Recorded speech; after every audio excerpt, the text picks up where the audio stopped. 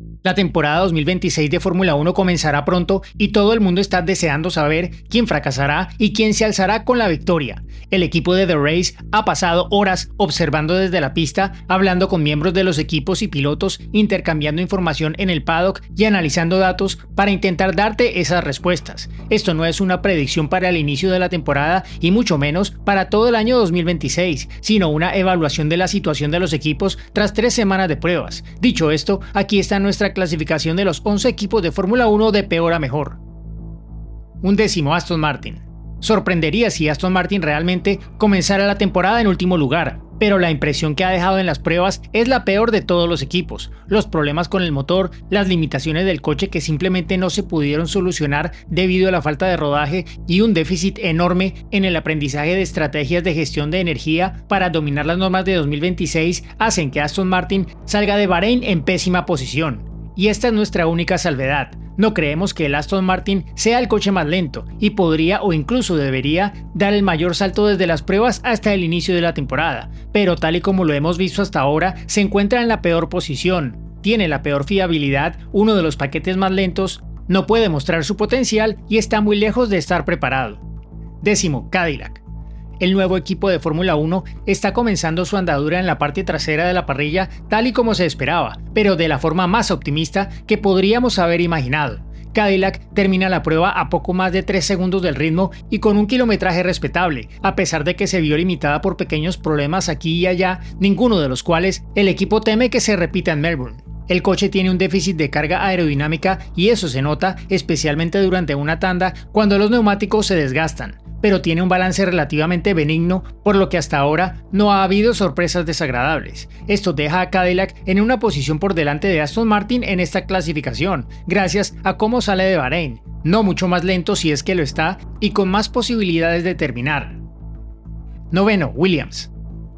El Williams es tal y como siempre se había rumorado, pesado. No está claro cuánto supera el límite, se habla de 23 kilos, pero seguramente no tanto como para explicar todas las limitaciones del coche.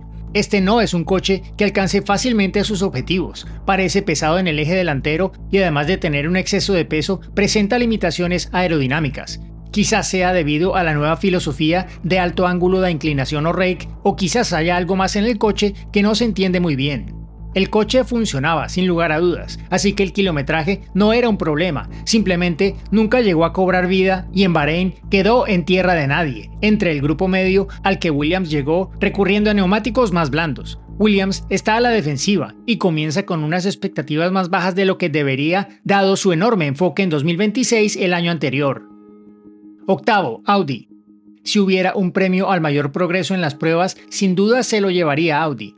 Su coche no solo tenía un aspecto radicalmente diferente cuando se presentó una importante mejora en la primera prueba de Bahrein, sino que su comportamiento en pista había mejorado considerablemente al final del test. Esto se tradujo en un ritmo llamativo en las tandas largas del último día de pruebas, lo que confirmó que estaba por delante de Williams y como contendiente del grupo medio. Al principio de la primera prueba en Bahrein, las reducciones de marcha desestabilizaron visiblemente el coche y el motor sonaba mucho más áspero que el de sus rivales. Aunque esa agresividad se mantuvo, se suavizó notablemente al final de las pruebas.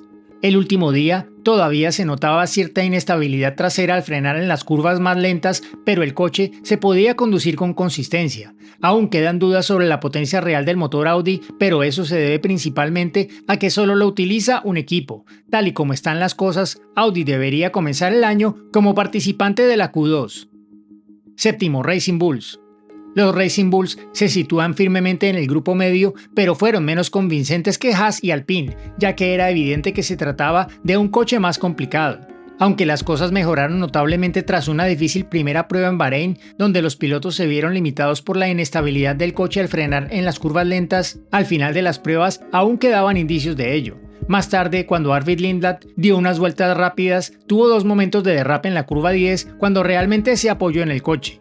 Liam Lawson afirma que no hay ningún problema ni limitación destacables, sin embargo, Racing Bulls tardó en reducir la diferencia con Red Bull en cuanto a maximizar la recuperación de energía con reducciones agresivas, e incluso entonces parecía seguir siendo un problema, ya que la entrega de potencia en las zonas de tracción era un poco irregular en ocasiones. Pero el equipo parece confiado y su director Alan Perman afirma que los pequeños problemas que ha tenido no supondrán ningún inconveniente en Melbourne, por lo que parece estar bien posicionado para ascender en la clasificación. Sexto, Alpine. Las consecuencias de que Alpine empiece mal en 2026 son impensables, dado que dejó de desarrollar su coche de 2025 en cuanto pudo y se volcó por completo en la nueva normativa.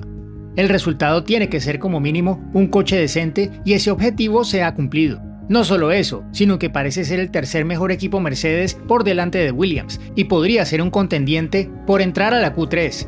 Y eso es un gran paso adelante con respecto al año anterior. El ritmo en tandas cortas y largas fue sólido durante las pruebas y se lograron avances tangibles con el coche. Se mantuvo estable durante todas las pruebas sin mejoras llamativas, pero acumuló un buen kilometraje que era la prioridad. La tracción mejoró visiblemente entre la primera prueba en Bahrein y la segunda y el coche fue uno de los más consistentes. La desventaja es que tiene demasiada limitación delantera y que el subviraje está frenando a los pilotos, pero eso es algo que irá solucionando a lo largo de las primeras carreras. Alpine no solo se encuentra finalmente en el grupo medio, sino que también aspira a liderarlo. Quinto, Haas. Si tuvieras que elegir un coche del grupo medio para conducir en Bahrein, sería el Haas. Como era de esperar de este equipo, funcionó extremadamente bien, pero también tiene un buen aspecto, en el sentido aburrido de que no hay nada espectacular en este coche. Ambos pilotos se mostraron muy satisfechos con las mejoras en el manejo que se lograron en la última semana, primero en términos de inestabilidad en las entradas y tracción y luego en el balance en las curvas.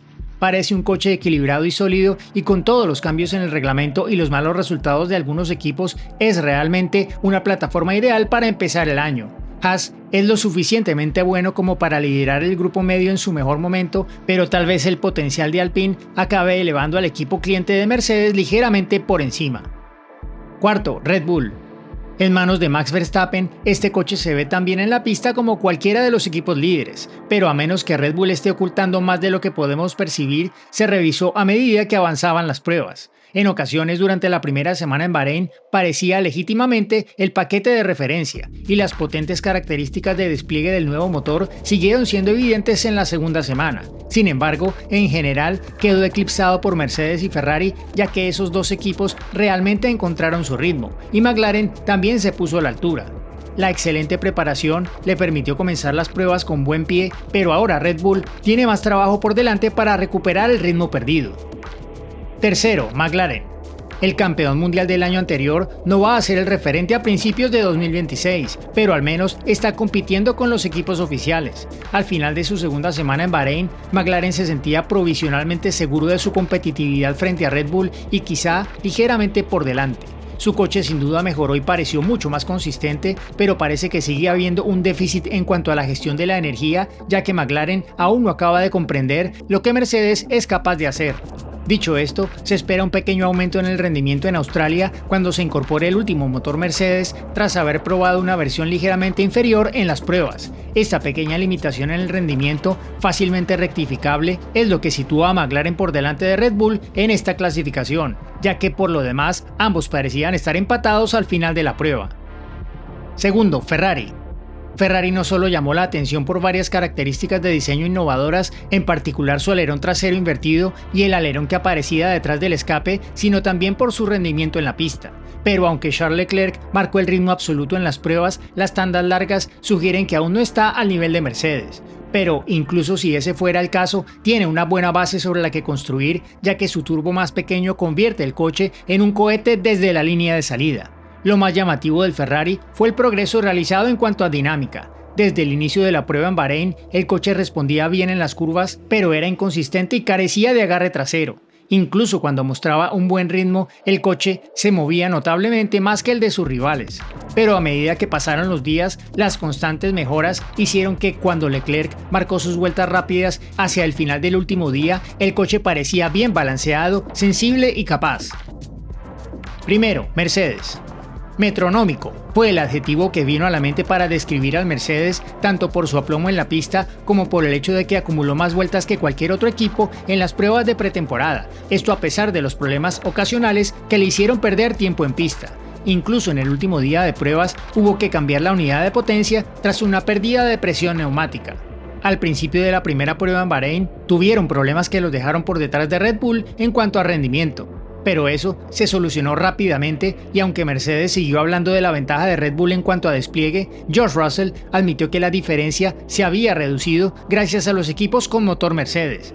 Aunque la vuelta más rápida de Mercedes estuvo a 8 décimas del ritmo marcado por Ferrari, no se dejen engañar. Mercedes es la favorita para el Gran Premio de Australia en los ojos de todos los equipos del paddock, y en Bahrein solo se vislumbró una pequeña parte de su ritmo de carrera real. La única incógnita es si el reto mucho más difícil que supone la recolección de energía en Albert Park podría causar problemas.